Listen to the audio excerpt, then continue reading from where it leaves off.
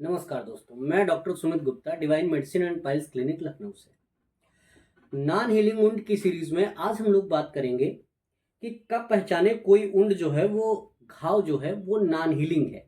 आयुर्वेद में इसको दुष्ट व्रण कहा गया है।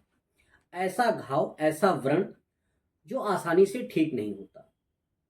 कई तरह के इलाज लिए, कई तरह का ट्रीटमेंट किया, कई तरह की दवाई खाई, नहीं ठीक हो रहा है।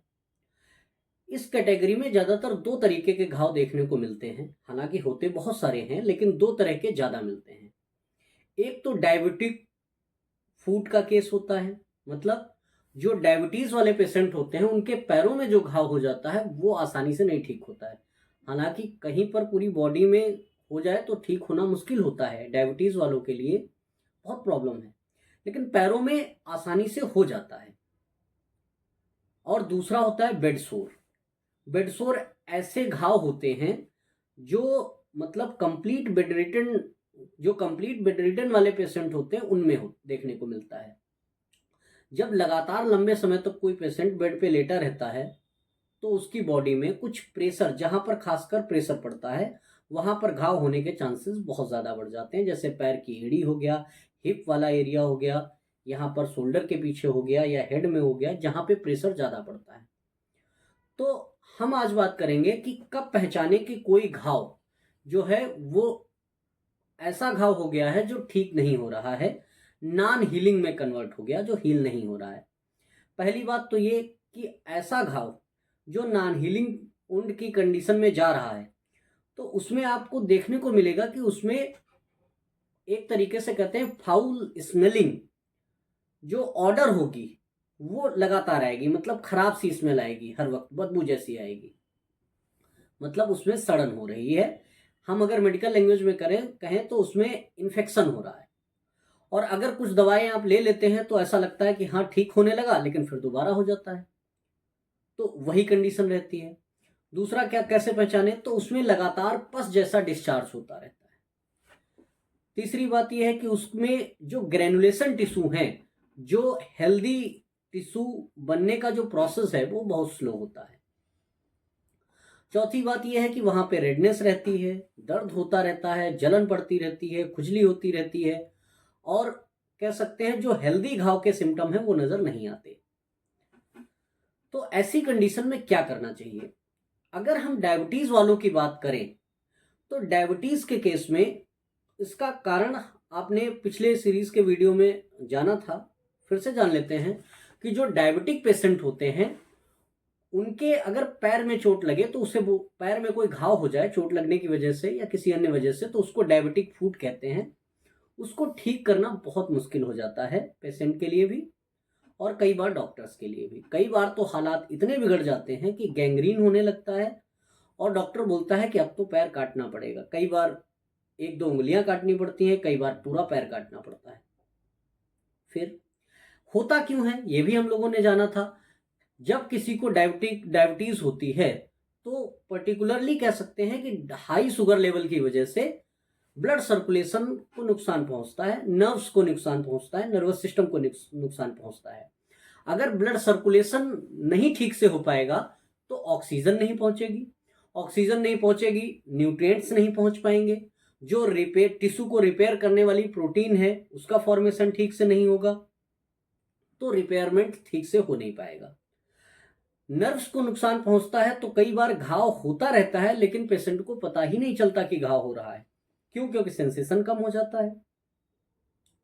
डाइट अच्छी ना होना भी एक रीजन होता है कि अगर कोई घाव ठीक नहीं हो रहा है तो जो किसी भी घाव को रिपेयर करने के लिए जो जरूरी कह सकते हैं जरूरी कंपोनेंट है वो नहीं बॉडी को मिल रहे हैं, है ना। या कई बार ऐसा होता है कि घाव ऐसी जगह पर है जहां पर बार बार चोट लग रही है। मतलब थोड़ा सा ठीक हुआ फिर चोट लग गई। जैसे पैर की ही बात कर लें तो पैर में अगर कहीं पर घाव है और बार बार चोट लग रही तब भी उसे ठीक होना थोड़ा मुश्किल हो जाता है। बेडसोर के केसेस में भी ऐसा ही होता है कि शरीर में ऐसी जगह पर घाव है जहां पर बार बार उस घाव में चोट लगती रहती है, फिर लगती है, फिर लगती है, तो वो ठीक नहीं होता है। क्या करना चाहिए? तो ऐसी कंडीशन में सबसे पहले अगर हम डायबिटिक फूड की बात करें तो ऐसी कंडीशन में अपना ब्लड शुगर लेवल नियंत्रित रखें। क्योंकि अगर ब्लड शुगर लेवल हाई रहेगा तो वो सारी प्रॉब्लम्स कंटिन्यू रहेंगी जो अभी हम बता के आए हैं कि नर्व्स को नुकसान पहुंचेगा, ब्लड सर्कुलेशन नहीं पहुंचेगा, ठीक नहीं रहेगा, ब्लड सर्कुलेशन ठीक नहीं रहेगा, ऑक्सीजन नहीं मिलेगी, न्यूट्रिएंट्स नहीं मिलेंगे, रिपेयर के लिए जो कंपोनेंट चाहिए वो नहीं मिलेंगे, तो उसको रिपेयर करना बहुत मुश्किल होता है। हाई ब्लड शुगर लेवल में हमारा इम्यून सिस्टम भी बहुत कमज़ोर हो जाता है, तो वो फॉरेन पार्टिकल्स को, फॉरेन कह सकते हैं पैथोजेंस को उतना अच्छा रिस्पॉन्स नहीं करता, तो इसलिए भी ठीक करना बहुत मुश्किल हो जाता है। तो ऐसा ट्रीटमेंट हम कर सकते हैं। इसको हम मैनेज कैसे करें? तो हम ऐसा मैनेज करें जो इसके सिम्टम्स को कंट्रोल करें। जैसे अगर कोई पेशेंट ऐसा है जिसको बहुत लंबे समय से घाव है, ठीक नहीं हो रहा है, तो हम उस घाव के कह सकते हैं कैरेक्टरिस्टिक्स देखेंगे क्या क्या है। हम बताएं, अगर कभी भी आप देखें कि ऐसा कोई नॉन हीलिंग वुंड है, तो उसमें उसमें स्पेशली देखने को मिलेगा कि उसमें डेड टिश्यू बार बार फॉर्मेशन होगा। मतलब येलो कलर के, ब्राउन कलर के टिश्यूज बनेंगे और वही वहां पे सड़न पैदा करते हैं। तो हम प्रॉपर उनका डेब्रिडिमेंट करें, मतलब जो डेड डैमेज टिश्यू हैं उनको हटाएं। ठीक। दूसरी बात, ऐसे टिश्यू से लगातार आप देखेंगे कि उसमें से पस या फाउल स्मेलिंग लिक्विड जैसा डिस्चार्ज होता रहता है, तो हम उसको किसी तरीके से रोकें। किसी तरीका रोकने का मतलब कोई ऑइंटमेंट के थ्रू या फिर जो मेडिसिन का फार्मूला है उसके थ्रू, किसी भी तरीके से हमें उसे रोकना चाहिए। ग्रेनुलेशन टिश्यू का फॉर्मेशन बढ़ाना चाहिए, जो बहुत सारी मेडिसिन हैं। आयुर्वेद में इसके बहुत अच्छे फॉर्मुलेशंस दिए गए हैं। और ग्रेनुलेशन टिश्यू अगर बढ़ेगा, फाइब्रोब्लास्ट का फॉर्मेशन अगर बढ़ेगा, तो नई वेसल्स का फॉर्मेशन बढ़ेगा, नई वेसल का फॉर्मेशन बढ़ेगा तो टिश्यू जल्दी हील करेगा। तो आयुर्वेदिक बहुत सारी ऐसी औषधियां हैं जिनसे टिश्यू को बहुत आसानी से ठीक किया जा सकता है। जैसे हम अगर बात करें पंचवल्कल की, तो इनका जो क्वाथ होता है उससे घाव का परिसेक करना, उसको धुला जाता है, तो वो कह सकते हैं बहुत फायदा करता है। बहुत सारी कह सकते हैं औषधियां हैं जो खाने के लिए इस्तेमाल होती हैं, जैसे त्रिफला गुग्गुल हो गया, या फिर निम्बादि चूर्ण हो गया, या मंजिष्ठा से रिलेटेड कई टैबलेट्स आती हैं, क्वाथ आता है ना। तो ऐसी बहुत सारी औषधियां हैं जिनका इस्तेमाल किया जा सकता है और घाव को ठीक किया जा सकता है।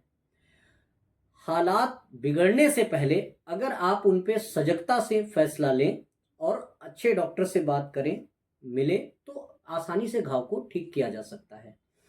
तो अगर आपकी जानकारी में कोई ऐसा पेशेंट है जो मतलब नॉन हीलिंग वुंड से परेशान है, कोई ऐसा घाव है जो सालों साल गुजर गए, मतलब 2 साल, 4 साल, 6 साल, 10 साल, 15 साल, और घाव ठीक नहीं हो रहा, बहुत सारे फॉर्मुलेशंस यूज कर लिए, बहुत सारा इलाज ले लिया, बहुत सारा ट्रीटमेंट लिया, लगातार जिसने जो बताया वो कर रहे हैं लेकिन ठीक नहीं हो रहा है, तो आप हमसे कांटेक्ट कर सकते हैं। आप उसको हमारा एड्रेस बता सकते हैं, हमारे नीचे दिए गए नंबर पे कांटेक्ट कर सकते हैं। क्या पता किसी पेशेंट का हाथ या पैर कटने से बच जाए, उसको बहुत सारे दर्द से राहत मिल जाए, तो आपको भी कह सकते हैं एक तरीके से बड़ा सुकून मिलेगा। तो अगर आपकी जानकारी में कोई ऐसा पेशेंट है जो बहुत लंबे समय से किसी नॉन हीलिंग वुंड से, ऐसे घाव से परेशान है जो ठीक ही नहीं हो रहा है, बार बार हो रहा है, या डॉक्टर ने बोल दिया है कि मतलब पर्टिकुलर ऑर्गन काटना पड़ेगा, अब ये ठीक नहीं हो पाएगा, उसमें इतनी ज़्यादा सड़न हो गई है कि वो अब ठीक नहीं हो सकता, तो एक बार हमसे कांटेक्ट करें। और नॉन हीलिंग वुंड को ठीक करने के लिए आयुर्वेदिक फार्मुलेशंस के थ्रू ट्रीटमेंट किया जाता है। हमारे संस्थान में ऐसे नॉन हीलिंग वुंड का ट्रीटमेंट स्पेशली किया जाता है। तो अगर आपके कोई कांटेक्ट में है तो आप जरूर एक बार कांटेक्ट करें। Thank you.